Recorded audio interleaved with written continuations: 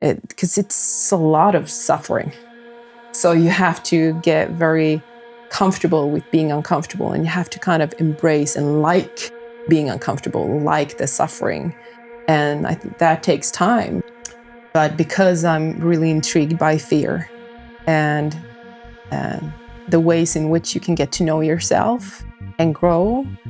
So I wasn't properly acclimatized and I pushed on anyway. And I ate like half an apple and I think one gel in like 72 hours.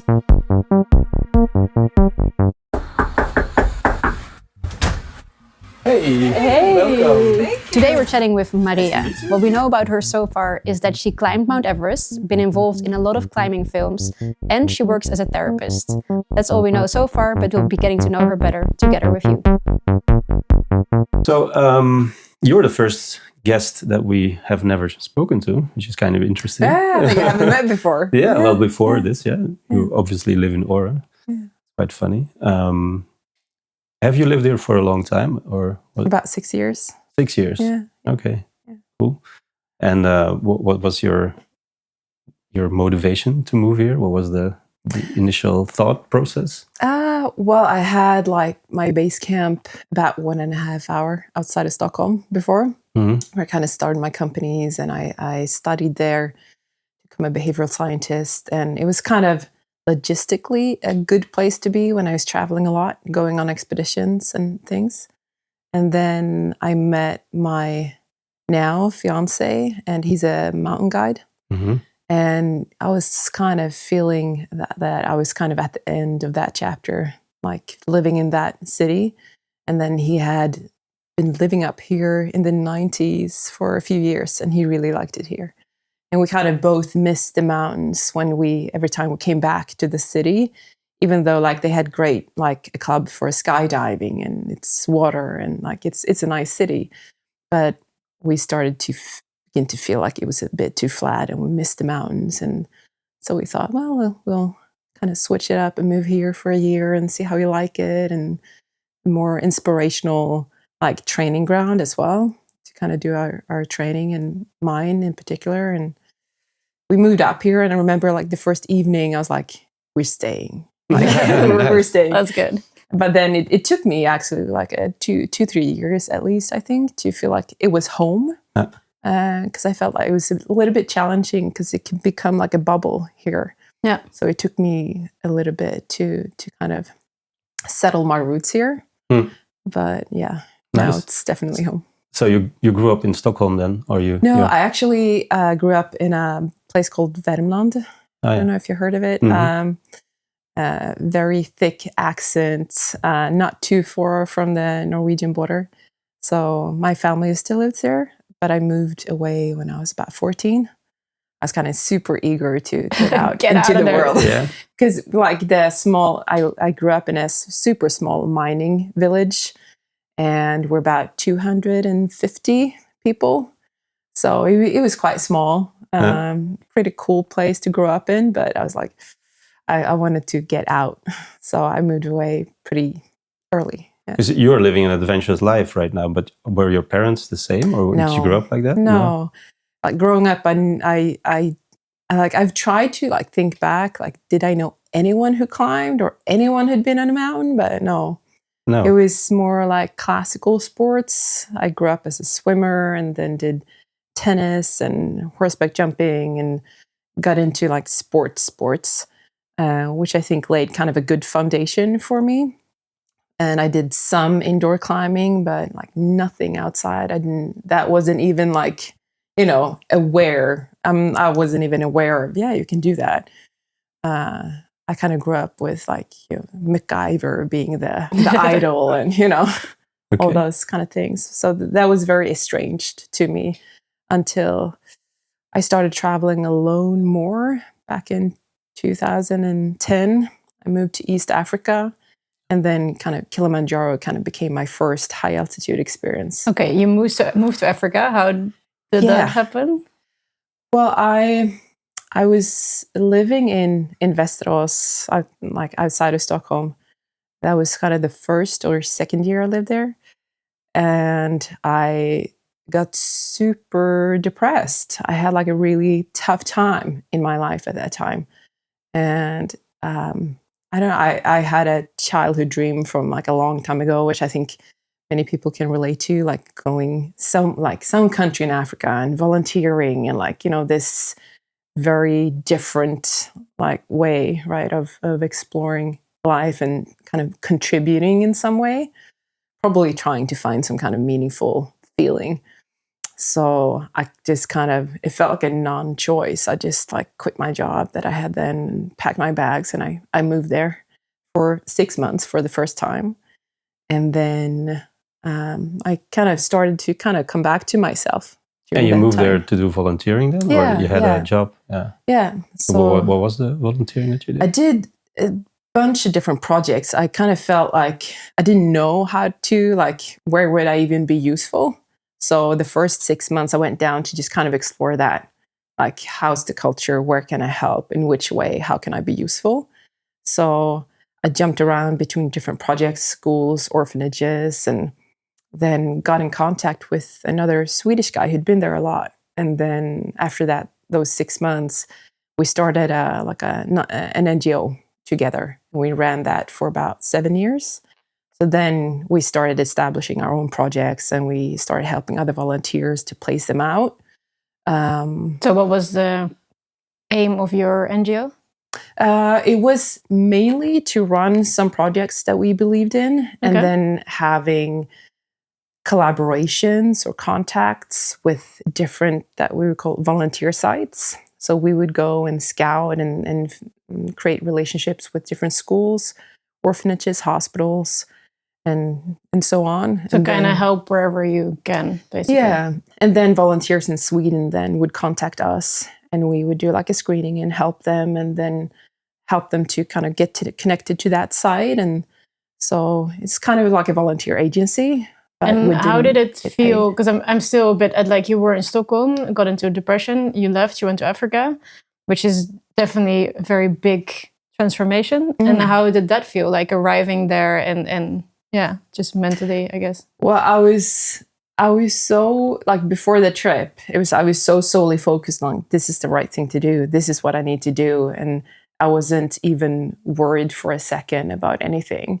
And then I remember arriving to the airport and going through the security, and I just started shaking. And I was like, because I think it was like a move of desperation for me. I needed to do something to awake something in me again. And I sat on the plane. I was completely in full panic. It's like, like I'm going to Tanzania, and I what am I doing? I didn't even know like what to do, where to live. I had like no plans.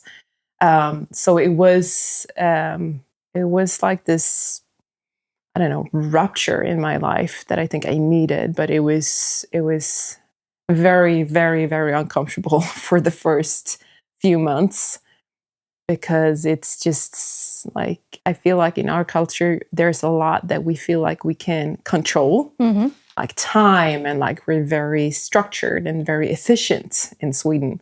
And then we go there, and like I have a class at a school, and I should have 150 students, but there's none there.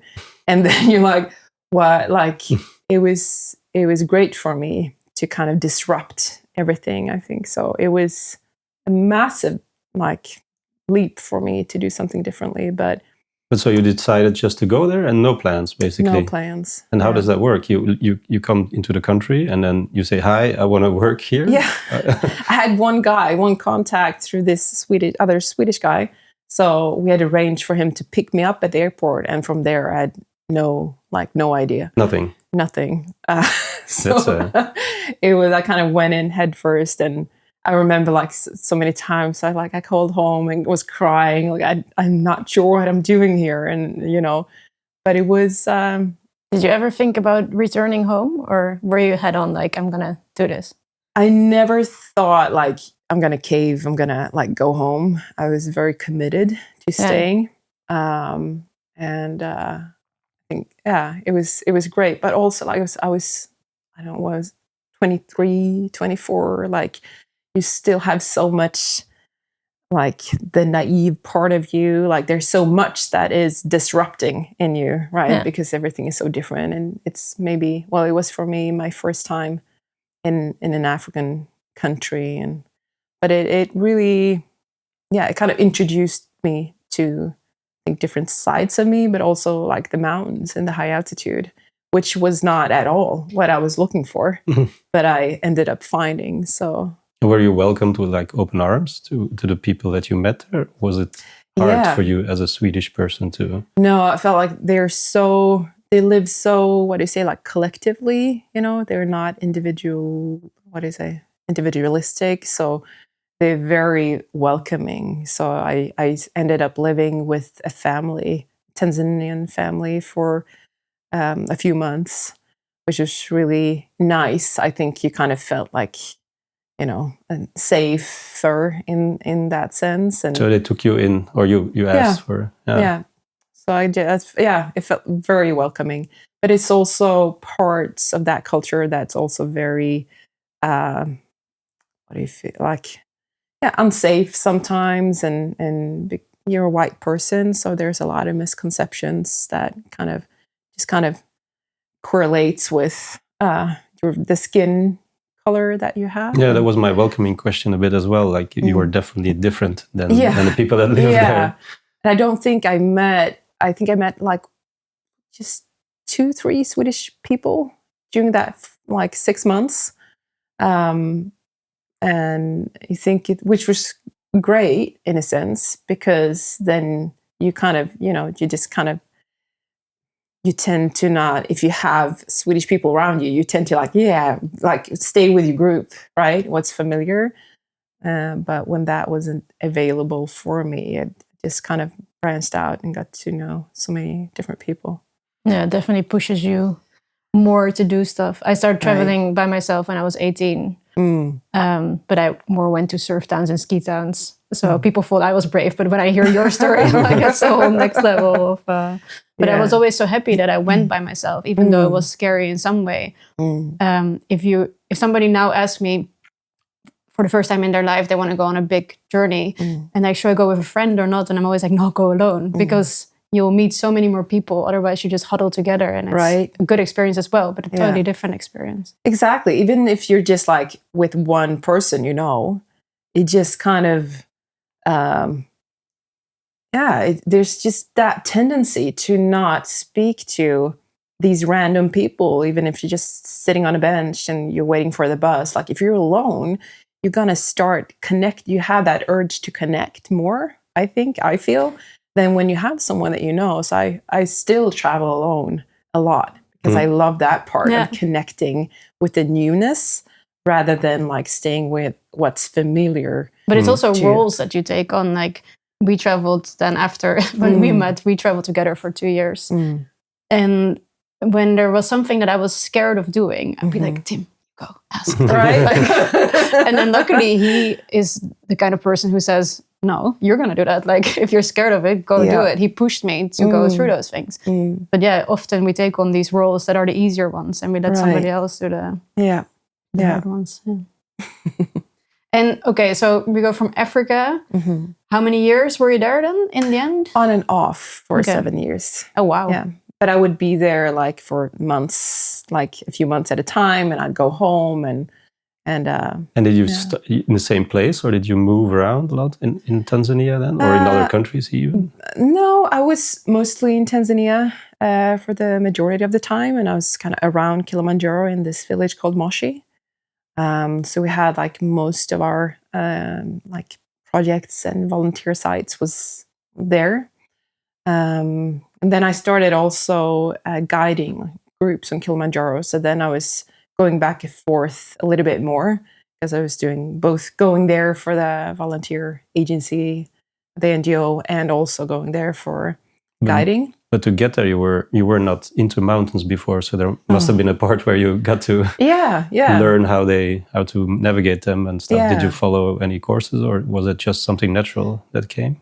No, it was kind of, I felt like I got so intrigued by the experience of high altitude, the suffering, the focus, the surrendering, like, because when you come from sports and I'm kind of headstrong and good and bad ways, I think. But in high altitude, you can't just be headstrong because then you're going to fail. You have to also learn the art of surrendering and knowing when to not just push. You have to be able to let go and step back and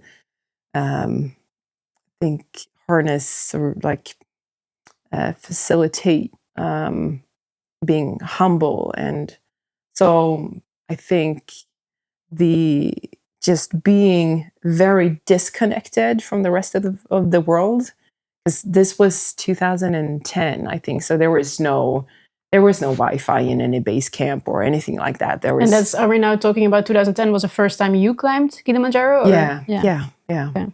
First time climbing a mountain. First time that I had a high altitude experience. Did you train for this high altitude, or you were just like, I'm going to go for it? I was completely nice. Completely green, fresh, naive, new. I didn't have any, as it wasn't a part of my plan when I went down. I didn't have a down jacket. I didn't have hiking boots. So I borrowed from like everyone around me, like sleeping bag and like all of those things. So I just kind of scratched together what I needed and connected with these 4 American guys. I was like, okay, let's do this. And we had a guide because you have to when you go into that park. How cold does it get, just to get my head around it? Because I've never been there. But yeah, it depends on the season. Okay. But we went up in June, which is usually the coldest season. I had no idea, of course. And it was, I think I've been back like 6 times or something. And that was, the first time was the coldest. Like I remember not like feeling my hands and even just like getting my backpack down and getting something up, like I would just kind of completely freeze. And so it was, I think the weather and the wind was brutal. So it was a very, what do you say, like it fostered me a lot, like that first experience. And we weren't properly acclimatized, which makes the whole experience in high altitude very, just super hard and not a pleasant experience. But we kind of suffered through it, and we came up to the summit, and we kind of passed. I don't know why we moved so fast, but we probably some form of hybris or something. But we passed like all the groups and came up before sunrise, so it was pitch dark, and we were the only ones there. So I think around maybe just before 5 a.m. or something. And we sat there for a bit and we watched the sunrise. So I think we were up there for a good hour or so. And I'm just remembering being that moment being so like captivating for me. Just being so present and focused, and also so, when you disconnect from everything outside and you get just so more connected to everything in the moment, in the experience. And then the mental struggle and the physical and like spiritual in a sense, because you shed layers and there's things that you have to kind of not run from, and there's nowhere to run. So you kind of get faced with it all. And there was something in that kind of captured me. So you're kind of looking for that then, I guess, in a way, because you never, like you said, in your youth, you never had any drive to go to mountains, and then suddenly you said, okay, I need to go on top of a mountain to feel something, or what then? I think definitely I was looking to feel something, to feel a connectedness. And I think being on a mountain and doing that thing helped me to feel that connectedness. And also 2010 was the first year that I didn't compete in anything, because I grew up very competitive. And I still love competing. I love that. I love the edge. I love the pressure and what it kind of, invites me to like investigate in myself. But I think also growing up, very competitive, I loved it and I hated it. And I think both my self-esteem and my self-worth was growing up very dependent on performance and competing. And so it was also a challenge for me in 2010 to kind of not compete and then not perform and then trying to find some kind of worthiness outside of that. It also sounds then like you were competing with yourself. How do I go higher, deeper, harder? Yeah.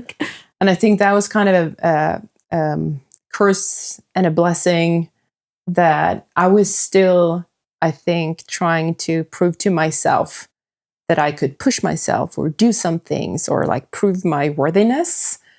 And I don't think I was that aware of it at the time.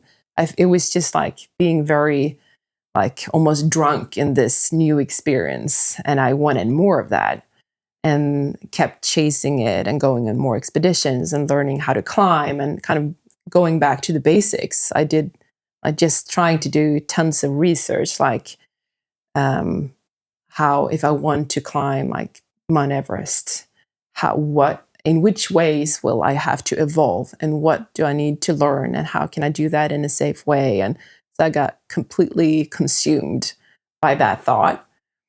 But I still also think that there was something in me that felt like, well, if I take this journey, then I will find my worthiness. I will then be completely convinced. Like that will help me to be convinced that I am worthy. My life is meaningful, or like. And it's a pretty big job to put on yourself. Yeah. To find worthiness high up. Yeah. Yeah. Did you find it? Did that? Yes and no. I think I was not, I think for me, like doing that whole, like it took me 6 years approximately to like go on all the expeditions and climb all the mountains that I thought I needed to be prepared enough and to do it in a safe way and to learn the skills and so we're talking about you actually went to Mount Everest then? Yeah. Or what? Yeah. Okay. Yeah. So this preparation towards so that kind of big event. Yeah, that goal or that dream kicked in 2010 after Kilimanjaro. And then I was like, well, however long it takes, I will get there. And it took me 6 years and I started going on more expeditions and longer and more technical. And because Kilimanjaro is just, it's not climbing, it's just hiking. But it's a great way to kind of get a receipt if you're biologically wired to be able to adapt to high altitude. Because if you're not, there's nothing you can do about that, right? So then you can just kind of let go of that dream. But I had that capacity to acclimatize. So I knew that. But then I had to just get the experience, get the mileage, get the skills, and be mentally, emotionally, physically prepared. But it still felt like this ghost because you don't if you haven't climbed a particular mountain, you basically don't know. You can guess what awaits, but you're never completely sure. Can you explain to me in 5 kind of steps? I'm just trying to visualize. Okay, let's say I want to climb Mount Everest. I don't think it's ever going to happen, but let's say I would want to do that. So yes, you have to get experience, and then I guess train a lot on height to get your body ready for that. Yeah. What else do you have to do? Like, what are the pinpoints to get there, and also the visas and the things and. Well, so I knew I needed to get out on more expeditions, like the more technical mountains, and get better and better at alpine climbing, mixed climbing. So, which means rock climbing, ice climbing, and snow, because it's a mixed, right? And then you kind of get experience and skills in that, so you can be self-sufficient and not rely too much on other people. And also just getting to know yourself on longer expeditions. If you're out for 1 month, 2 months, 3 months, like everything from what equipment works for me and do I like, and to be out for that long. That's something I wanted to know. What are the length of those expeditions? What is the is there a build-up? You start with 3 days, 5 days, you go to 10, a month. What is the thing that you need to be able to accomplish to go to Mount Everest? Or yeah, I mean, my journey was that I wanted to be out for at least like 1.5 or 2 months, so I knew myself mentally and emotionally, physically being out for that long, right? Because it's kind of, for me, it's those 3 layers that you have to be very acquainted with, because yeah, the physical part is hard with high altitude mountaineering, but it's the mental and the emotional part that will usually break you, or like, you know, make you go home or back away. So because it's a lot of suffering. So you have to get very comfortable with being uncomfortable, and you have to kind of embrace and like being uncomfortable, like the suffering. And I think that takes time, even though I was always very acquainted with and in search of suffering for some reason, because I've always also been very intrigued by just like personal development, and you have to be willing to be uncomfortable, right? To grow and to expand, whether that is physically or mentally, emotionally, or skill wise. So I've always, my whole life, I think, always trying to look for that uncomfortable place. But this was just a whole different level, because this is also high risk, right? It's a high risk sport. So it just takes a lot of mileage so that you can make good risk assessment and judgment calls, and not go too far. Kind of getting to know your own breaking point, kind of. Yeah. Because we often think we can do a lot. Yeah. But it's hard to guess where that breaking point is. And so I guess you were looking for it constantly to see, okay, how far can I actually go? And also in high altitude, your the first thing to kind of starts to shut down is your digestive system. And it's that variable too. You have to get to know, what can I eat? How can I still put energy in my body when I feel nauseous, or like, because that's usually what you struggle with the most, is headaches and nausea and maybe throwing up. And so you still have to get energy into your system, because if you can't, then it's over. So with the longer expedition, you went in the mountains for a month, or you kept going? You had a base camp? I'm trying to visualize what that looked like a month. Yeah. So I went on different expeditions with people that was, that I could learn from, that was way better than me. And so I was kind of always, I think, kind of searching for some kind of mentor or people that I could climb with, that I could learn from. So all the time I went, because I didn't know still anyone that I could climb with, and especially not to go on mountaineering missions with. So I was, again, kind of trying to find outside of myself, who can I learn from, who can I go with. And so I found these usually different groups or different organizers or people that I could go with and climb and learn and get that mileage and be out for longer and longer expeditions. And was it then with huts or tents or? Tents. Tents. Yeah. So for a month in a tent somewhere in the mountain. Yeah. And you bring your food for a month, or somebody supplies it? No, yeah. You bring it, everything. Yeah. It's also different from depending, like the logistics depends on which mountain you climb. If you go to the Himalayas, or if we talk about Nepal specifically, there's a lot of logistics around, right? So it depends then what kind of style you climb, meaning if you climb alpine style with no support and your own equipment, period, and you don't use any fixed lines or like take anyone's help around you. So I've been on those expeditions where we're just like a small crew that carry tent, gas, everything. We have no support, and we go out for a month in the mountains, and we climb different mountains, but maybe with like one proper objective. So we're acclimatizing on different mountains for a little bit less than a month. And then we're acclimatized to kind of climb the main objective by the end of that trip. So it's kind of that. And then you have sometimes also more logistics or support when you're on an 8,000 meter mountains, for instance, because then your base that you come back to all the time is base camp. So you set up a base camp, and that is there the whole time. And then you go up and you have a smaller tent and you sleep, and then you go down again and recover and rest for a bit. And then you go up again higher and set a small camp there. So then if you're doing that high mountain, you tend to go up and down, and you do rotations. So that's why it takes so long to get to reach the peaks, the highest peaks. Yeah. What was the moments you suffered the most? Which expeditions, or is there like one memory that comes up? Yeah, I think that was Kyrgyzstan.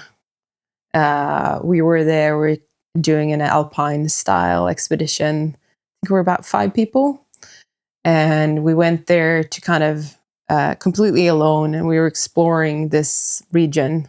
We had seen some unclimbed peaks, and so we're acclimatizing and exploring on those mountains to kind of, at the end, trying to climb a 7,000 meter mountain. And it was, I think still, it's probably one of the most, like the deepest sufferfests, I think, I've done. It was, I think, for several reasons. For one, I was carrying a, I think, 32 kilo backpack. No. And it was avalanches almost 24/7, and it was thunderstorms, and the snow, it was pretty warm, so the snow wouldn't carry us. You would just kind of, swim through the snow, and it was like crevasses, like glacier cracks everywhere. Did you keep going? Like, was there a moment where you said, like, guys, let's just turn around, go back? Or yeah, I think by the end of that trip, we were kind of getting really exhausted. We had lost a lot of weight, and we're kind of pushing it. And our food was starting to kind of thin out. But we were like, well, if we skip the last camp and we push through, but then 2 of the people in the team got high altitude sickness. And so one was kind of delirious, and the other one, he was vomiting, and I had an asthma attack, and it was just very gnarly. And so we ended up turning around 60 altitude meters from the summit. 60? Yeah. We saw it, and then we're like, well, we can't push, because then we're at that point of no return, right? We were sniffing on that, like, properly, I'd say. But we turned around, went back down, and I remember, like, starting to lose control of my body. Like, I couldn't really control my legs that well, so I would fall flat on my face, and I hadn't eaten for quite some time. I tried to, like, push food, but I got to that point of exhaustion where I was just vomiting fluids, like, the yellow stuff. So that was it. It pushed us to that point where you need to be pushed sometimes, but not over it, because then it becomes really, really dangerous. But it was, I learned a lot. And I think I've learned so much from every expedition I've done. But that sounds definitely on the limit of things, right? Yeah, it was. And it was when I think we got just to 7,000, and it kind of came from nowhere, and I got an asthma attack, and I couldn't breathe. And we didn't have any oxygen or, like, nothing with us at all. And I remembering just, like, when you have that thought that clicks in, like, oh, okay, so I might not get back down. So when you're at those moments, like where I've been a few times in the mountains, it's like you don't want to be in those moments, but if you do get in those moments and you get out of them, and you try to humble yourself, and you learn and you adapt, and you try to do it safer the next time. Because I have a very, very low risk tolerance, which I think many people don't think. When you climb, when you do extreme sports and you skydive or paraglide or climb 8,000 meter mountains or but I'm a scaredy cat. I get adrenaline really fast, and I'm scared of a lot of things. But because I'm really intrigued by fear and the ways in which you can get to know yourself and grow, and just I think. Is there anything particular you learned from that Sufferfest, as you called it? I like the word. Yeah, to trust my gut more. Yeah. I was still, well, I'm always learning. I think I will never be fully, you'll never be fully taught, right? Finished. Yeah, finished. Yeah, right, exactly. Yeah. You'll never be finished. But I think that was because I had moments where I could feel my intuition clicking in, but then I had less experience than so many other people on that team. So I kind of put that aside, and I trusted the others more than I trusted my gut, because I think that's normal, right? You have to trust other people sometimes when they have more skills or experience than what you have, so you can kind of calibrate that intuition or that gut feeling. But it was there so many times, and I was like, well, I'm not even close to his experience, but I was, every time it was correct, like my gut feeling. So I think that I took away a lot from that, and I took it with me more to just kind of, which is hard when you're on a mountain, when there's a lot of climbers, and some people go, some people push, right? And they go even though you feel like, well, this feels sketchy, or this is gnarly, but they go, so maybe I should. So kind of staying in your lane, and not try to kind of blur out, to a point, what's happening around you, to do that risk assessment within you, because there's also there's always this, fun factor versus fear factor. And your team. Yeah. Like, it's not only just you to decide. Yeah. I just read an article the other day, and I was talking with my sister about it last week, about people climbing Mount Everest. And often, you get to that point, you're almost at the peak. Mm. And this was about guys being in a hurry. You've been there. So I cannot exactly imagine, but they were on a rope. And then apparently, if you want to go around other people, you have to kind of click on and then click back around. But if you want to be fast, you don't stay on. You kind of just walk around. Yeah. Like climb around. And that's when those guys fell down. And nobody could do anything. Yeah. So I was just, we were talking about it, about how hard that must be. Like, you're almost there, it's going too slow, you maybe won't make it to the peak, you're 60 meters, like you say, from your life goal at that moment. Oh, that must be so hard to just, or turn back just before you're there. Wow. Were you the only female in most of your expeditions, or were there more? Yeah. How was that? Both and. I mean, it's I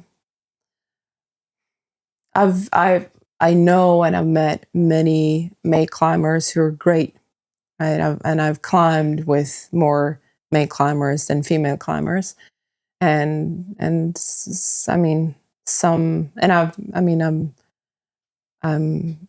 my partner, my life partner, is also my climbing partner. We haven't done high altitude climbing together so much, but other forms of climbing. So I've gotten to know so many great male climbers, and I've also been subjected to,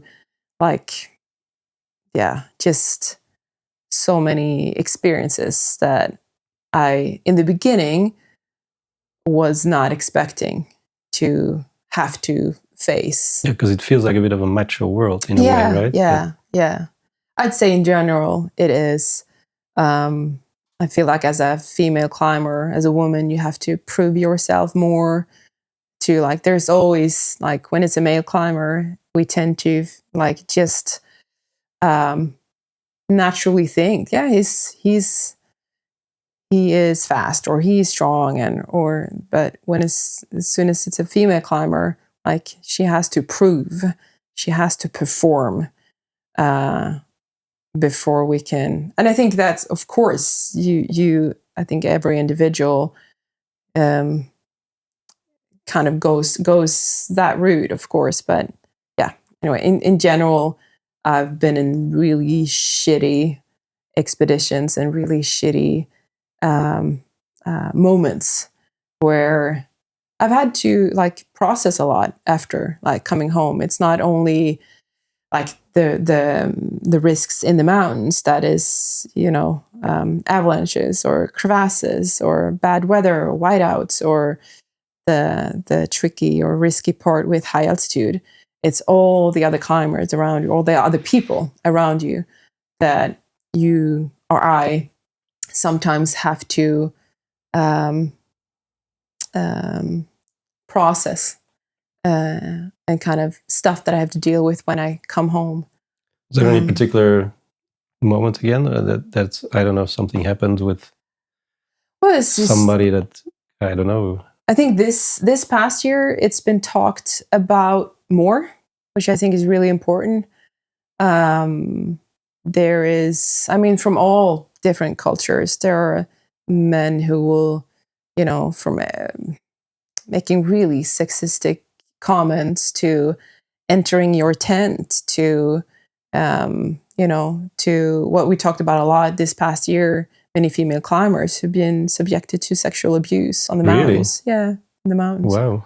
So, and I think even if it's like, we can talk about like, yeah, it's male dominated. Yeah, it can be macho, but it's also, I think more female climbers that we know of so far comes home with trauma and with experiences that we need to process and deal with for a long time, that kind of ruins and taints your whole experience. And you do, like, you fight so hard to do what you love, and you go there and you just want to climb, and then you have this side of it as well, that kind of robs you sometimes of that experience that you just want to be in, right?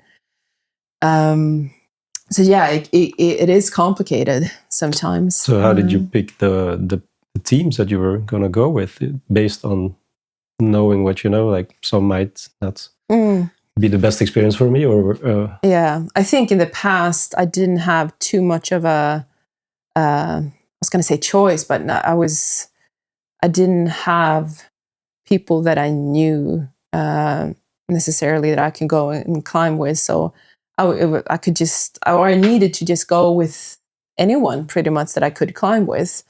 And then I would have some good experiences and some really bad ones. But the more you get into your sport and the more people you get to know, and then eventually you can be more like selective, right? And kind of pick your own partners and pick your own team. Do they ever deal with you in a nice way, being a woman? Is it ever also, let's say you have to carry less weight or something like that, or does that not exist? It's like you're one of the guys, or is there ever a good side about being a woman on these trips? I don't know. I'm not sure. I couldn't imagine, but I was just wondering, is there ever like a gentleman kind of culture? Probably once you're at the mountain, you're up the mountain. Yeah, there is. Yeah. But this is such a touchy subject. But even though there's this gentleman kind of variable sometimes, then you also become the other, right? Because they don't do it for the men, but they do it for you because of your gender, which kind of singles you out, right? Yeah. So do you prefer not to be treated that way? Yeah, because I mean, it's as a team, as a crew, or like I would. Well, my aim, or what I would like, is for everyone to be. I mean, there's expeditions where I've been stronger than men, and the other way around. Because when you enter high altitude, like, everyone will have really bad days, and everyone will have strong and good days, mostly, usually. And I mean, I've been on expeditions where I carried all my stuff and my climbing partner's stuff. because that person had like a stomach flu, or like, and there's days where I've had climbing partners that have carried my load and parts of my load. So I think maybe it's the utopian idea, but like in the best of worlds, I think I wish that we could just be individuals in a team, and we all have strengths and weaknesses, without it being. We can see that and maybe embrace that and be humble when we face that, rather than it being, connected to your gender. I think maybe, I mean, there's good things evolving there, but we have still a long way to go. And how do you deal with the trauma when you get back home from expeditions like this? Good therapists. Okay. Yeah. Because I imagine it's not only mental trauma, but also your body goes through things. Like if you have to carry an extra backpack, I don't know how your body's still alive. That's not easy as well. Yeah, for sure.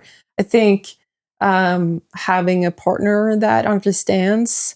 I mean, my partner, he doesn't climb 8,000 meter peaks, but I mean, he has more mileage and experience in the mountains in general than I have. So he understands the suffering. He understands the complicated situations sometimes and stuff like that, and the internal conflicts and struggles that you go through sometimes. So having people that understand, that you can vent with and confide in.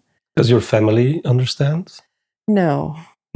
But they're there, of course, but they're very, because they're not in this world, so I know that they're there, of course, but they can't understand that. Yeah. But I mean, do they understand your drive and why you want to keep pushing yourself to find that suffering? Yeah, I think in the beginning they didn't, because I also think that like mountaineering, and of course specifically high altitude mountaineering, is, I mean, it's such a small world, like it's a bubble, and it's so different. It's like trying to explain to someone like how free diving is, or like going 150 meters below the surface. What is the world there? What is the experience there? You can't really, you can't give a proper mirroring of that, experience without having gone there. So for me, high altitude is kind of similar. Like you can't properly explain how it is until you've been there. But there's similarities, of course. But I think the people that are in my inner close circle that are not in that world, or have not had that experience, they support, even though they don't understand, and they support in the ways that they can and know how to. And I think they can probably do that because they know me. Like they have some kind of trust or faith in me that.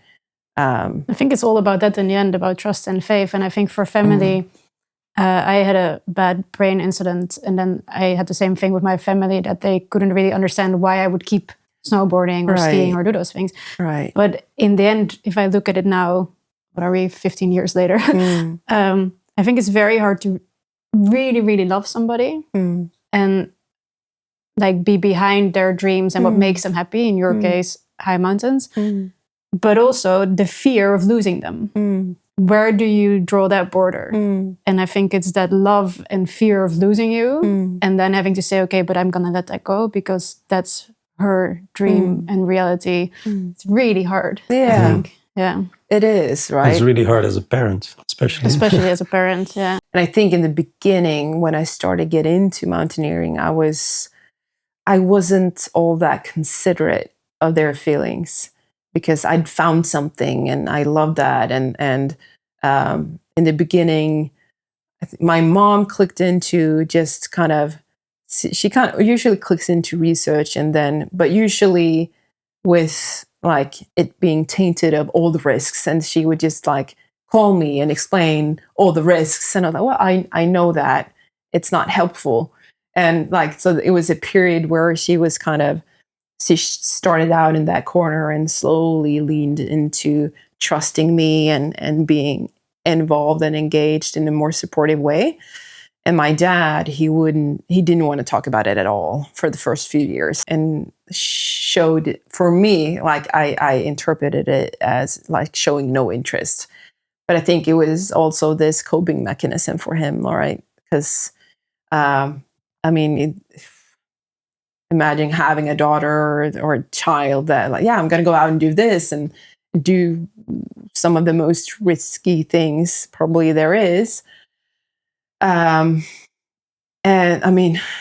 he tried in his own way, but now he's very engaged and intrigued, and so it's been a process for him. But now you've proved that you're capable. Yeah. So I think it was like, looking back at it now, I was like, now I feel like, well, fair enough. Like, you're completely in your own right to have that reaction. I probably would have had the same reaction myself, because I also had a track record of like throwing myself into stuff without, I don't know, I could be a bit impulsive and like go all in, and always with this still like low risk tolerance and stuff, but I would get really obsessed with something. But I think that's hard for other people to see, because we're a bit the same. We're low risk, but other people think we, compared to you, not, but other people think we do crazy stuff sometimes. Right. And then we're like, yeah, but we don't take much risks. We take it easy. We check what's happening, what's around us. We're always aware.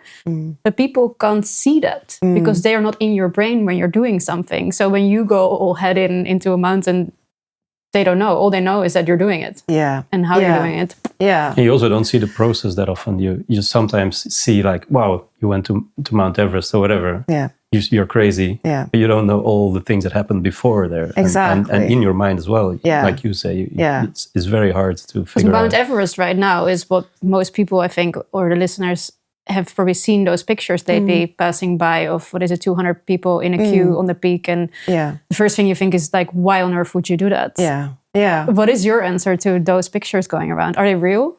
That's the first question, because these days you don't know what's real. Yeah, I mean, that could be one reality. I'd say that there's many realities, and I think that is the complicated thing, like, because there are so many different experiences and realities, like in general, but in particular then on these mountains, because I climbed from the north side, and there was no queues, and me and my two partners then, we were the only ones on the summit. Really? In that moment. Is there like a tourist way, or, I mean? No, I think the south and the north is still like, both are the normal routes. And now, I don't know exactly now, like this year and last year, but in the beginning, the north side was less crowded, less people. Because logistically and financially, it's a little bit more expensive, and it's a little bit trickier logistically, because you then climb from Tibet, and it can be tricky with everything from the visa to the climbing permit and stuff like that. And it's wind 24/7, and it's colder, and the last camp is higher up at 8,300. So it's pros and cons, I'd say, on both sides. Both are hard, but it tends to be more like backed up and jammed on the south side. And then you also have to go through the ice fall, which also is, you're exposed to ice fall and like under longer time. So there was a lot of factors that I weighed in, and then eventually made me choose the north side. So, and I've friends too that has a similar experience where they're like just completely alone and no queues, and that has to do with a number of things, like, for one, having a bit of like ice in your stomach or what have you, to not go for the first weather window. So you kind of try to go early or late, with the risk that it might not work because the weather window might close, but then it's less crowded. And for me, that's one of the biggest risks, because the past few years I've been trying more and more to climb with no supplemental oxygen, which makes it just like called free climbing then, or is more risky because it's harder to stay warm, so you're more exposed to hypoxia and getting frostbite, and so you can't be stuck in a queue. You have to move all the time, and so you have to think about it a little bit differently. And why do you choose to do that? I chose to, in the beginning of my, what do you say, like climbing career or what have you, that was not even like in my, because I think also, which was good, I shouldn't have climbed without supplemental oxygen in the beginning. I was not experienced enough, and so I started climbing with supplemental oxygen, wanting to go as high as possible before I started to use it. But for me, it wasn't an acceptable level of risk. It's never been an acceptable level of risk for me to climb solo and no support and with no backup, or and I still feel that way for me. Again, we have so many different, tolerance level of risk, but for me, that was always there. But then I felt like I started to get more mileage and experience, and the kind of know how to maybe try that and kind of push myself in new ways and experience that challenge in new ways. So I was intrigued and I was curious, and then eventually I felt like, I think I have an idea of how to do it in a safe way. And then it felt acceptable to me, and then I started trying. So what is a safe way then? Well, I when I climb with no oxygen, I always have two backups. So I have two people climbing with me that has supplement extra oxygen just in case, because you're just that much more vulnerable, right? Because you just kind of close to that edge, and you. But then, just to understand this part, but then they have to carry more because you decide not to. Yeah. And they're okay with that. Yeah. So that is the whole, like, when you climb and you have partners, you can choose to climb a partner or climbing partner in a mountain where you, like, we both climb in the same way, same style, or you collect your crew for a sole purpose, for them to back you up. Whether that is to kind of sit in the highest camp and communicate with you, or to climb with you, so that you have that backup plan in case anything were to go wrong, or if you all of a sudden your body shuts down, or so you're a support vehicle in the mountain. Yeah. So, because for me, I always felt like I wasn't okay with not having a backup plan, because then if something happens to me, or I do push over the limit a little bit, or something happens that I wasn't really aware of, or I push myself too hard, whatever it is, or I get frostbite, or, then who do I like? Do I then rely on other people who then have to, take responsibility of me? Or so for me, it felt like the most responsible and safe way and respectful way to climb. So I always have backup, because there is always this unknown element. You can have all the knowledge of yourself and the skills and everything required, but then there's always that percent which is unknown to you. And so for me, I don't think it would be okay for me to come down with, severe frostbite, and you still have all your fingers in your nose. I have, yeah. How did you do all that? my body parts still. How? And because I've always come back to base camp. Sometimes we're super cold here in Ola. Yeah. And I have a feeling my fingers are gonna fall off, but you still have them all. Do you have any magic tricks, or how did you do this? I think it's that preparedness, like to not. Well, first of all, you can't allow yourself to be lazy in the mountains. Like you have to try and stay warm and dry, as much of the time as you possibly can. And so I think you get to know the tricks and the everything from. I always have to have electrical socks, for instance, and I have heated electrical gloves. That's the trick. There you go. And then you have your stove and stuff, so you can boil water and put in a flask, and then you put it inside the clothes in different areas that helps you heat up the body. And But this is all optimal situation. So let's say you're on a long hike, your batteries die. I don't know if that happens. And you get seriously cold. Then what? I'd try to move more, I'd say. Try to move more. And I always have more layers. Like, I'm such a bad minimalist. Like, I can suffer through cold, like, moments if I have to. I'll suffer through that. But if I don't have to, I won't. Like, I think like, as I said, like, embracing and kind of falling in love with suffering. I'd say it's kind of a must. Like, if you want to do extreme sports in some way, but like in my everyday life, I don't like to be cold. Like, I'm done with proving to myself that I can suffer. Like, I know that. I don't have to do it just because. So I have that mentality a bit in the sense that, for example, going into an ice bath, I will do it. I'll do it longer. I'll do it 10 minutes. And I'll be like, prove myself, done. Don't have to do it every day. Right. Yeah. But it is sometimes here, like at home in order, as you say, like, it gets really cold sometimes. And the weather can be, like, it can turn pretty fast, right? And so sometimes you would get a little bit ambushed, like, by the weather, and you're not really prepared, which sometimes I can be colder more often here at home because I don't have that preparedness always. But I always have like a backup storage of clothes, like in my car or like placed around. But yeah, the cold is a big challenge. Like, whether you climb or I paraglide a lot too, and it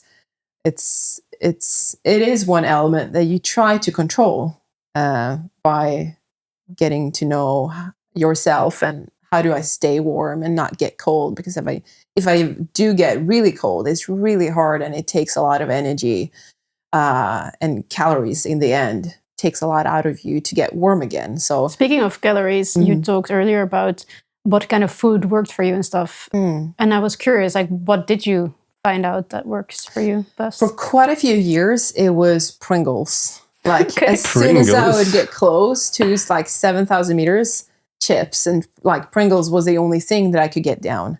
This is a woman to your heart. Your potatoes is his love language. Yeah, so I there love you go. potatoes. Yeah, it's so good, and I think it's the salty and the crunchy and like, this would be such a good advertisement for Pringles. Right. I should try and get them as a sponsor for sure. So you pop open a Pringles package on the top of the mountain. Like, not at the top. They would explode. I just want to say that's like pressure, so it actually flies out. Exactly, and they're gone. No, but so for quite a few years, it was also like in the beginning, I would have like training, accidental training situation at home where I had like a stomach bug and I would vomit a lot, and then I was like, oh, awesome! Then I can try and figure out what can I eat, although I'm this sick, and it's not the same as because. It's like, I think, I haven't been pregnant yet, but I think it's kind of similar. Different people can eat different things at high altitude. Some are like, I can only eat Skittles. I can only eat chips. I can only eat chocolate. Like, I would barf if I would eat chocolate at high altitude. Sounds like it's only candy almost. Like, people eat that. It depends. Some push cheese or dried meat, or like, it's very different. So every individual have to kind of, through like gaining mileage and experience, that is one thing that they have to kind of figure out for themselves, because everyone has like their own thing. Like, I think that's why, like, the likeness, I think, of like being pregnant. A lot of someone like, I'm gonna push olives for 8 months, or like, applesauce was my But then, so I kind of like that. I like when things becomes kind of nerdy and like at the detail level. So that's one thing that I've found really fun, actually, to kind of get to know what I can eat and can't. And so the past like 3 years, I felt like, oh, now I've unlocked something. I've found new products, and I think they're called Spring Gel. And it's kind of this really high concentrated smoothie. It tastes like that. And it's like 250 calories in one small. So 2 years ago, I was out on a lot of expeditions and I bought like a ton of it. And I pushed one of those for every hour. And my stomach would like, and it's all organic, and my stomach loved it, and I could push it down even when I was nauseous, and that would like, that made me like really hyped and happy because then it's like, because it's such an important thing to be able to keep going, right? And I think when you do, I haven't done ultra marathons, but I think it's a little bit similar. Like if you run for 24 hours, like it's a lot of the focus is on what can my stomach still digest so I can keep going after 4, 6, 8, 12, 14 hours. And this is kind of similar in that way. So what didn't work for you? What was the food that Oh, just like hot food, like, freeze-dried food, and like eating a full meal. Oh, like that. But you could do that eventually when you're back at base camp, or also not? Okay. Yeah. I think there's only been one time where I pushed myself really hard and I wasn't acclimatized enough, but I tried anyway. This was 2021. It was still like some, the COVID and the aftermath, and so the trip down would get postponed, and so it was kind of this hybrid acclimatization. So I wasn't properly acclimatized, and I pushed on anyway, and I ate like half an apple and I think one gel in like 72 hours, and it was like the stomach cramps was awful, and eventually I turned around and I went on oxygen at like 7,500 or something like that.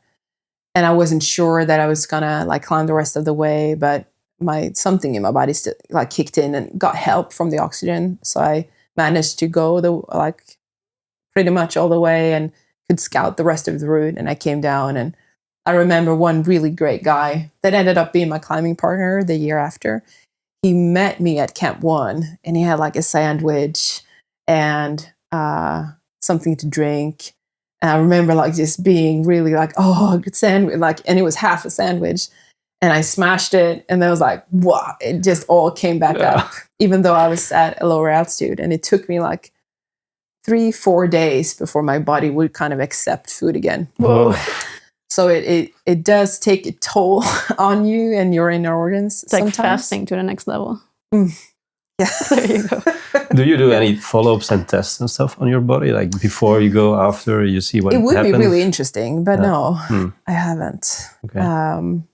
But it's kind of, sometimes I'm a bit torn sometimes between like becoming really nerdy and like all the details and everything and measuring and also like being in that, which can be fun, but it can also take away sometimes from just being in it and climbing and eating intuitively and just like not getting so sucked up in all the facts and all the measurements and stuff.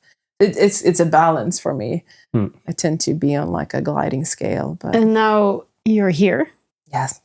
What does that mean? What does a day for you look like right now? And do you have any big expeditions planned, or is your focus now on Sweden? I don't know. Where is it? Yeah. So now, like for the next 1.5 years, I have I have a very different day-to-day life. Yeah, for the next 1.5 years. Since like the past 14, 15 years of my life have been like going on expeditions and doing some speaking and some coaching, but that like climbing and has been my main objective in my whole life. But now since 1.5 years almost, I also work now as a counselor and so I do a lot of therapy sessions and working with that, like 60%. With climbers or just anybody? Anybody, okay. Yeah. What do you mean by counselor? Well, it sounds... So like a therapist. Yeah. Yeah. So I work as a counselor at a hospital right now. So I have therapy sessions and treat everything from depression to exhaustion to crisis and trauma and... So did you studied for that? Or? Yes. Okay. Yeah. And then So I do that now, 60%, and I also study 50% to become a licensed psychotherapist. So I also study now in Gothenburg. So I do those both. And I try to maintain as much of my training as I can. So now this is the first time for many years that I don't have any like big expeditions. How is that feeling? It's both and. I'm a bit ambivalent. At first, it felt really nice because I've done it for quite a long time, and I love it. I love big objectives, and at the same time, it requires so much. Right? There's so much that goes into it, and so it was a little bit nice to kind of take a step back and take a break from that and focus more on paragliding and becoming a better pilot and more skilled pilot. So I kind of landed in, well, now I have 1.5 years that I'm going to push my paragliding skills more and do smaller expeditions with my paraglide, to do this climb and fly expeditions where it might take me 1 or 2 weeks rather than 1-2 months. Is that a new thing, or I've never heard of you climb with your paraglide? Yeah, exactly. So you can like do hike and flies where you have longer approach or longer, distances.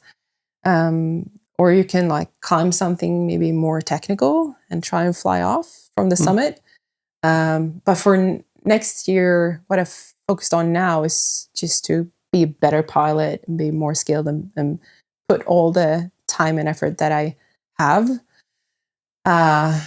on paragliding. And so like this year I went to North Macedonia to fly there and become a more skilled cross-country pilot, where you try and fly like 50 kilometers and stay in the air the whole time and like flying a triangle and get back to where you started. And so cross-country flying. That sounds funny. It makes so much sense though. It sounds really cool. I think that was kind of intriguing to me as well when I started. I started paragliding in 2018 and I moved up here. And it was this like new element. Like, I could then combine climbing and flying. So when I look at it, I'm always like, okay, you go to the top, you come down, back. It feels kind of boring in a way. Is a big word because you can obviously do tricks and stuff. Yeah. But now when you're talking about this kind of opens up more of the sport. You can do a full-on expedition, and next year I'll kind of checked out a line that kind of goes from Björnrike or Lofsdalen, and it's 100 kilometers, and you pass Helags and all the way to Åre. And we call that Volbiv, which is Volbiv, which is bivouacking and flying. Okay. So Volbiv. You have tent and everything, and then you hike and you fly the distances that you can, and then you hike or climb. So it's hiking and climbing and flying the whole distance, and then you have tent and stuff. So when it gets dark, you camp, and then in the morning you just continue from. Do you fly with a backpack, or how does that work? So you have a backpack in which you have your wing and harness and a small stove and some food and a tent and small sleeping bag, and so it's like a full expedition on your back, but you then have to also keep it very lightweight. So that part has become more and more intriguing to me. But it also requires a lot of experience and mileage and skills. And you don't these fun elements of navigating both air and ground and predicting the weather, which is, I think, many times the hardest part in paragliding. It's not... Especially here. It goes all over the place. So sometimes it's not the flying itself that is the hardest part. Sometimes that's really hard too, of course, but it's standing there on takeoff and taking the decision whether it is, whether you should fly or not, right? Because once you're in the air, it's taking off is optional, but landing is mandatory, we usually say. So and it's the it's the worst feeling when you're in the air and you don't want to be up there. You're in the air and you're wanting to be on the ground. And same goes back to that risk tolerance level. Like, I'd rather be on the ground and wanting to be up there than being up there and wanting to be on the ground. But you have to push yourself there too, right? And to the edge sometimes to become better, but not over the edge. So something happens, you're in an accident and stuff. So, do you still enjoy a normal day of ski or snowboarding on the slopes? Yes, I'm beginning to again. Okay. I was in an accident 2019 where I completely tore off my quadricep tendon. So the tendon connecting the thigh to the kneecap, it completely snapped off. Never heard of that before. Yeah, it's not super common. Sounds nasty also. Yeah. How did you do that? Skiing. Just normal skiing? No, I was training for an expedition. And then I told my partner, like, because we were thinking about him coming along. So I was like, okay, now we have to get into we have to train, like, now the serious training begins. So let's boot pack up. And it was just here, like on Mullfjället, but it was like in May, and it was the last like heavy, wet, sticky snow. And I grew up skiing, but I'm not a great skier. I never went to like ski school or anything. I just like shooting down the mountain. So we were boot packing up. We had heavy backpacks. We filled water bottles, and we kind of, made our way up. And then we're like, well, let's ski down. And it wasn't a good idea. And we had still kind of heavy backpacks, and I tried to make turns, and I lost my balance, and my skis would get like stuck in the wet snow. I lost my balance, and I fell backward, and then the ski didn't click out, but the tendon did. No. So that was it's still not completely like recovered. It took a long time for all the muscles to connect again, even to like contract the thigh. The muscles took a long time. So now you're a snowboarder. I was thinking about it, but then after that accident, I was like, no skiing. As long as I do big expeditions, and like, it's also my livelihood, and like, no, I'm not going to be on skis. It's too big of a risk. Then I was like, just climbing and flying. That's what I'll do. But then I think it was last year or 2 winters ago, I bought just skis, not to go off piste, but in the piste. It was painful, but it was still like, yeah, okay, maybe I can do this. So now I feel more of a longing than like being fearful. So that's good. Yeah. So we can go skiing together soon. Yes. Mm-hmm. And like I said, I'm not a good skier, but I do enjoy it. You're Swedish, you're a good skier. But I like, it would be great to like, I still have a hope, I think, that someday I'll be able to go ski touring again. And because I love that, but it's just like, when I'm too fearful, it's not fun anymore. Right. So, but I'm still hopeful that I can enjoy it more one day. And it's my partner's biggest passion, I think, is many mountain guides. They love skiing and it's their thing. And so it's also wanting to share that with him because he loves it that much. But for now, I think I'm going to stay to skiing in the piste and still be really focused on paragliding and just maintaining the climbing as much as I can. So I'm not super out of shape, like in 1.5 years from now. But was my question a bit is, what do you do with your life partner? Do you have any?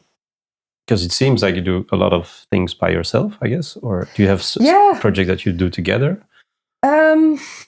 We haven't had a project together. We talked about it on and off for the past. Been together for 8 years now. So we tend to do like rock climbing and alpine climbing and some flying, paragliding together.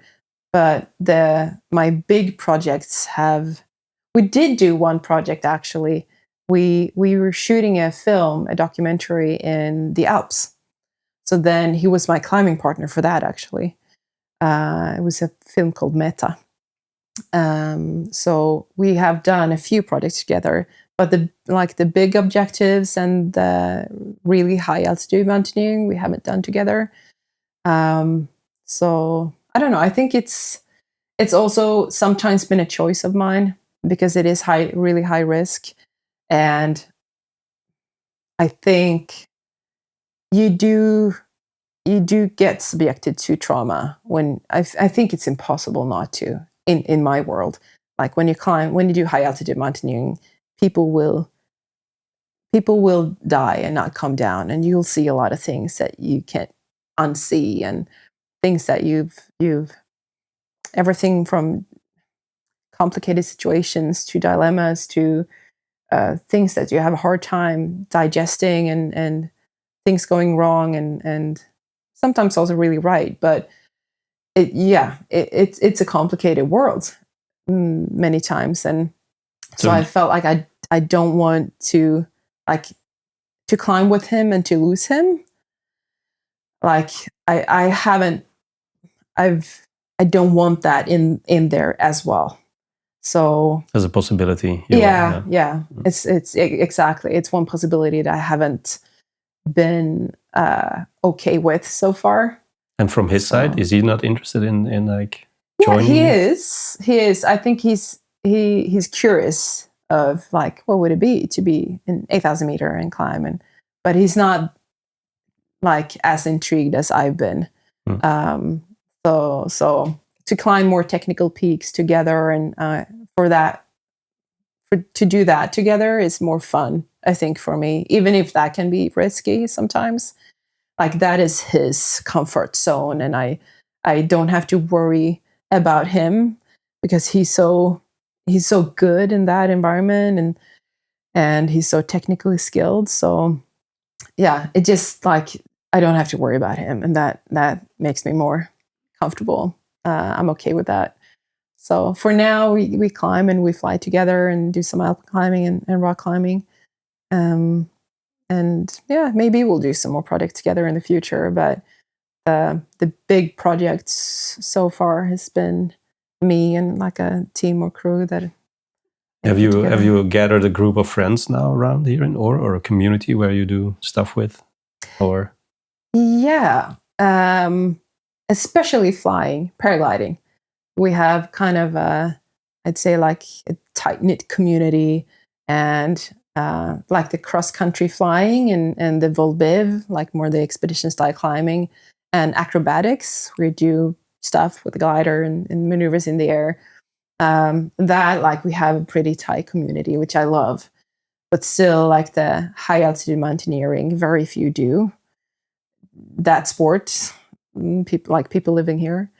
But of course, like rock climbing, and now when we have indoor climbing here as well, and because we don't have a ton of alpine climbing here, so it's rock climbing and ice climbing and stuff like that. So yeah, I do have people here that I know that I can climb with now, but it's also that like I have still that kind of inner control freak, so I'm not comfortable with climbing with anyone. My partner I trust, like with my life. Like I would climb pretty much anything with him. So it's also like it takes a while for me to trust someone and to you. It took me a while to trust him. Yeah. It was so annoying. But he's a guide. And then whenever we would go guiding together, I'll be tail guide. But then I would, at the start, often question his choices to his annoyance. And fair enough, because he had way more experience. But I would just have this gut feeling about something, and I'd be like, "It's him, shouldn't we?" And he's like, "Well, when I'm guiding, and fair enough. Like over the years, I always say to him, the only thing I know you're always right about is the mountains. Everything else in life, questionable.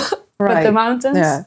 But isn't that like it's a bit healthy though, right? Too, that you can kind of. Because no one is bulletproof. No, right? Sure. In our decisions or our gut feelings. And when you do stuff together, I think it's also important to like, and it depends on the way in which you question, right? Because trust is also a thing, right? Yeah. Sometimes you just have to trust. And sometimes you can question things. But I think in general, just trusting the person that has the most knowledge is often a good thing. Not always, like you say, but often it is. Yeah. But it's the same thing again. You can be a guide for so many years, and if you start hanging out with somebody, like you say, you might not even trust them at the start, but you don't know where they come from and how much experience they have.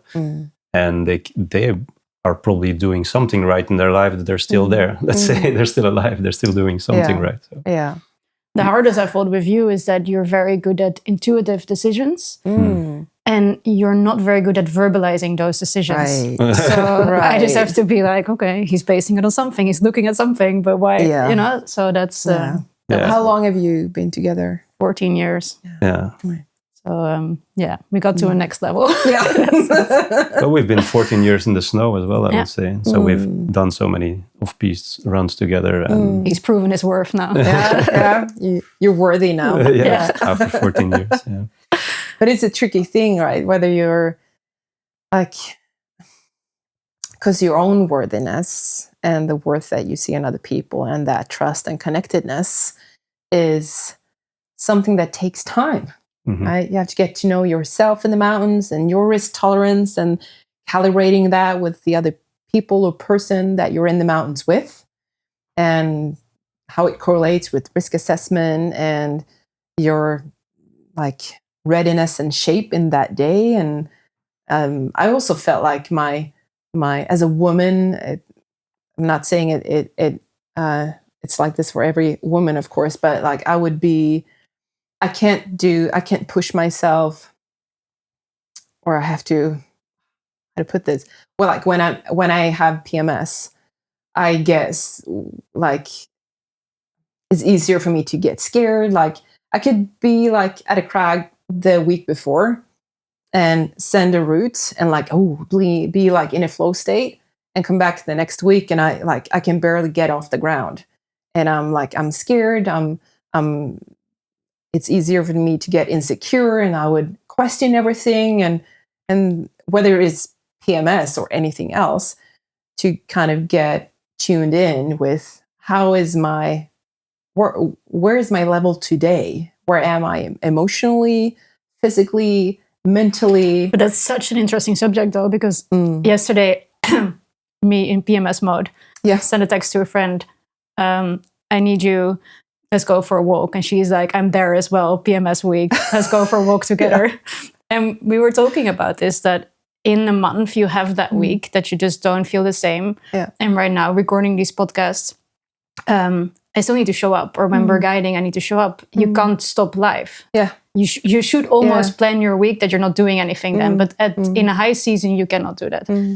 So we were trying to figure out, like, how do you get to the same mental state as you normally are? It's really hard. So have you learned any tricks about that one? Or you maybe finding a new normal during that week? That is just okay. Because you have to find you can't just operate from your general frame of reference, maybe.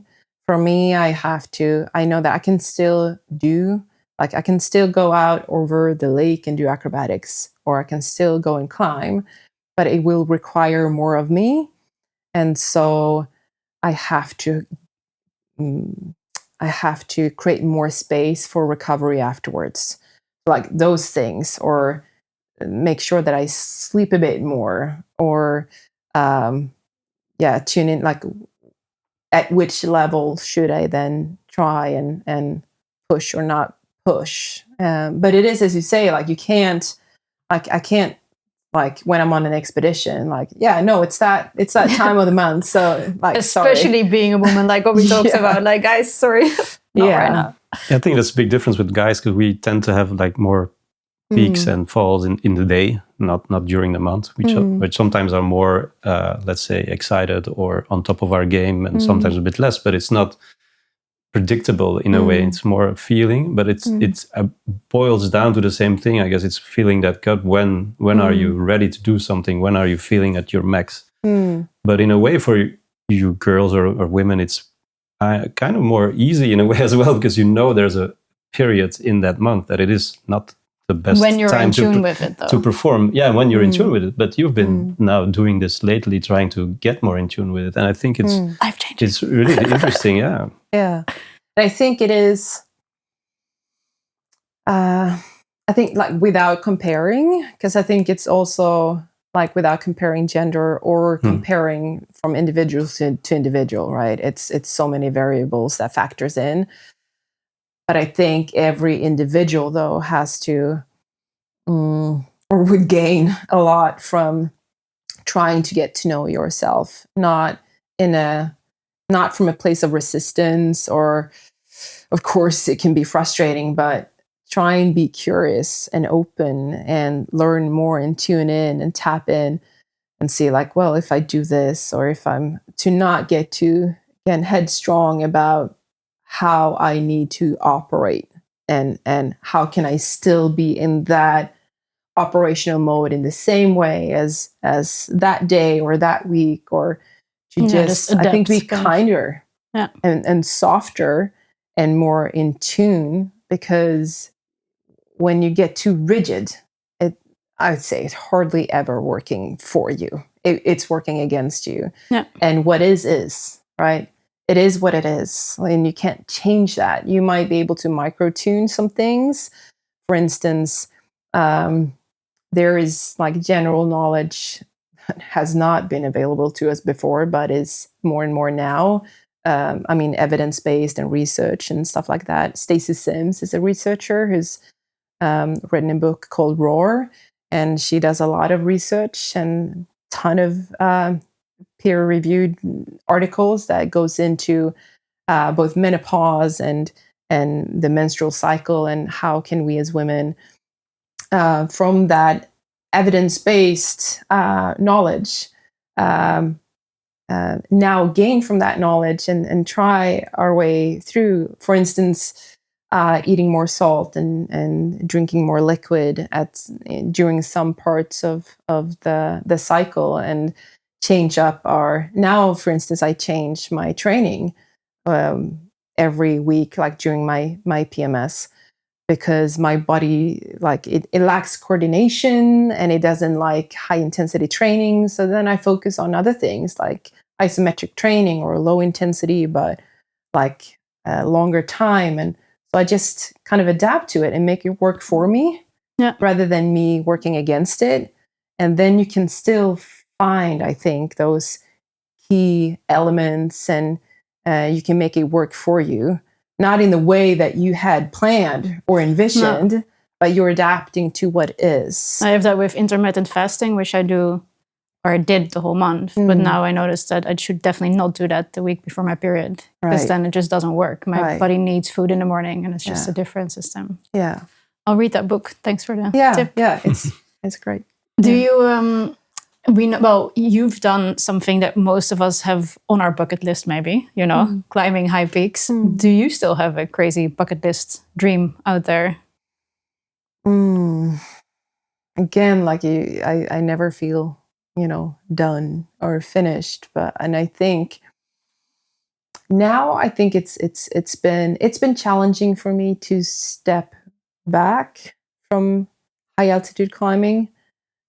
As I said in the beginning, it was pretty nice. And now I'm like a little bit more torn, because it's been also a part of my identity for a long time. And I'm like, getting scared sometimes, or like insecure. Like, who am I if I don't go back and climb 8,000 meter mountains again? So it's this evolving process. But I think now I'm still curious. Like, I think I still want to go and climb high mountains. I'm not sure which peaks and in which way and with whom, but I think it's still there, like, humming a little bit every day. And besides climbing? Besides climbing... Let's say knitting, pottery. No, I'm kidding. Well, now, in my background, I studied to become a behavioral scientist, because that was years and years ago, but already when I applied to that program, I knew I wanted to become a psychotherapist one day. And I put that aside for many years to do climbing and mountaineering full time. But now I switched it. Now I felt like now is the time. Now it felt intuitive to make some switches. So to become, I still have a few years ahead of me, but to become a psychotherapist has been in my prospect for many, many years that I've now started, that I'm studying in Gothenburg. So becoming a psychotherapist is a huge thing in my life. To have my own practice one day, my own clinic one day. It would, I think, be great as well to like work with like all people, like regardless of occupation and what you do. But I think I'd love to also work with at some point athletes and maybe climbers, or but also I was going to say I love trauma. That was I love, or like just trauma in general is so interesting to me. It seems like that's the core of many of the things that you do, right? The search for in search of trauma. That should be the name for the next movie. No, but all joking aside, I'm just like healing, I think, in general. Yeah, that's the other side of trauma, obviously. Yeah. So, because I think more or less we all go through some traumatic things in our lives, and it shapes us, whether we're aware or unaware. And I think there's something I'm really intrigued, and it's so interesting to me, and I kind of always feel like drawn to that. I want to go really deep in how do we unlock that? How do we unlock the trauma? How do we heal from it? How do we move on from it? Or how can we, through therapy and through those practices, how can we be more free of, or make it easier to live with those parts of us and maybe parts of our lives that are holding us back in one way or the other, to feel the way that we want to feel, or live the life in the way that we want to live it, and or to connect more with, to get those relationship and to feel that connectedness, whether it is to people or life or a sense of meaning. Or so I think that those, like that interest and that passion of mine has been very in the very center of me for like my whole life, probably, whether it is through sport or flying, climbing, or being a counselor or a therapist, or like whatever I've done. I think I've like fear and those parts of ourselves that tend to get stuck sometimes. That is one thing I think for the rest of my life, keep exploring and digging into. But I also now, like, when you say that, like, it's such a funny thing, because stuff now. You feel like stuff now. I don't know what I want to do in 5 years. I'll know then. But for now, I know that I want parallel curious. Like, I want to continue and evolve as an athlete and mountain athlete. I want to push myself. I want to keep exploring myself through my body and being in the mountains and in nature, flying, climbing. And I want to be of service. I want to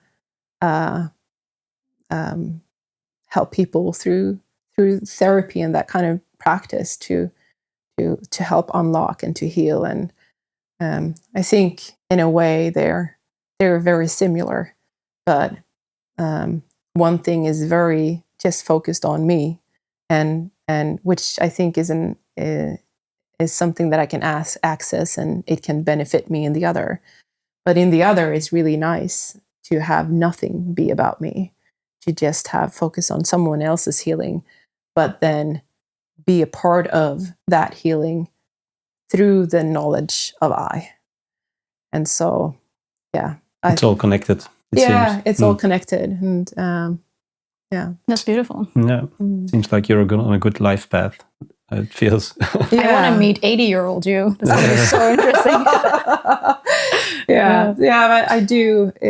I do love where I am, and at the same time, I also get torn sometimes. Like I think what we all get stuck in sometimes, more or less, like the not enoughness. Like, we don't do enough. We're not good enough. We're not efficient enough. We haven't experienced enough, and like and I think that is a very toxic it's funny to hear that coming from your mouth, even if you just know whatever you've done already in your life. So that's something that even for you comes up sometimes. Yeah, less now compared to when I was younger, but it's still there.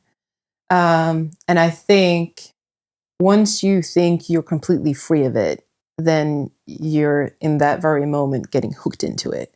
So being aware of it and kind of, rather than building up resistance towards it and like hating it, or like to invite it in, like, hey, what like, come in, like you're not allowed to make the rules or to make my decisions, but because I think it's in the end it's an expression of, or a symptom of a vulnerable place, a vulnerable part of our personality, the not enoughness, or so to invite that in and to kind of care for it and take care of it.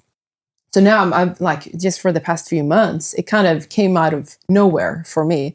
I've been like, so like, I don't want to be anywhere else. I don't want to do any, like, I'm so just really happy and fulfilled in this moment. I'm not looking to be there or on that mountain. And then it slowly started to creep in, like, what if I'm away from this for too long of a time? What happens then? Will I lose everything? And this sense of threat, and then my mind clicking into comparing and the lack of, and scarcity, and so, and that's all part of our human experience, our human state. So I think to kind of continue to embrace it all and let it in and care for it, rather than resisting parts of ourselves, it's usually more beneficial. To wrap it up, do you have any advice for listeners or viewers who have trying to find, I think in your sense, I think you would have definitely advised, if somebody has a big dream and is maybe bigger than other people can understand, how to push through and go for it, even though the world around you might not understand? Trust the journey, maybe. That's a good answer. Yeah. Yeah. Like, everyone is on his or hers or theirs own journey, and nothing will ever compare to yours. There's no way, like there's no path outside of this moment. There's nothing laid in front of you. Like, there is no such thing. We only have this moment. So I think to stay connected and intuitive and true to yourself, to be able to trust the journey and trust yourself, and one step at a time. And also, like, it's okay that you get conflicted by, or that you sometimes struggle with not having that support or that understanding. That's okay. That could also be a part of the process. Yeah, right? That struggle is okay. Yeah. So don't expect your journey to be free of that. Expect it to have elements of that, and try to be okay with that, and just come back to yourself, and try and connect to that authentic part of you that can kind of navigate you through those tougher parts. And it's also okay to change your mind. I think it's also, when you set a goal or your dream and you work towards that, I think for me, it's been important to work towards that thing because of the belief that it will help me to evolve into a better human, right? And if I get to the end goal of that, that's probably cool and self-fulfilling, whatever. But if you're 5 years into something that might take you 10 years, or you 1 year into something that might take you 2 years, and you don't feel aligned with that anymore, because of all different reasons, right? You prioritize differently all of the sudden, or you don't feel connected to that dream anymore. It doesn't feel authentic to you, and it's not in alignment with who you feel that you are, then it's okay. Let it go. Change your mind. Do not get too rigid as well. Yeah. So, like, stay in your lane and trust the process, but also trust the process if it tends to lean you in a different direction. Don't be too rigid about it. Nice. Do you have anything you still want to share? Like where people can follow you, find you? Yeah, sure. I'm not, gosh, I've been so bad at social media. I feel guilty in a sense, mostly because, I felt a little bit disconnected from it. But yeah, you can, Instagram is where I'm these days more active. So Instagram on Granberg Adventure Athlete, or Facebook, or my website, mariagranberg.se. We'll put those links in the description below. Yes. Very cool. And then to wrap it up, we have some rapid fire fun. Are you ready? Yeah. Skiing or snowboarding? Skiing. Evening person or morning person? Morning. Hot tub or sauna? Ooh, sauna. Hiking or biking? Ooh, tricky. Hiking, I'd say. I thought you would say flying. Yeah, Screw is that an option? It is now. Flying. That's it. That's all. Thank you so much for today. I want to talk for another hour, but easily talk for another hour. We'll have to re-invite you when you're ready. Yeah, I love that.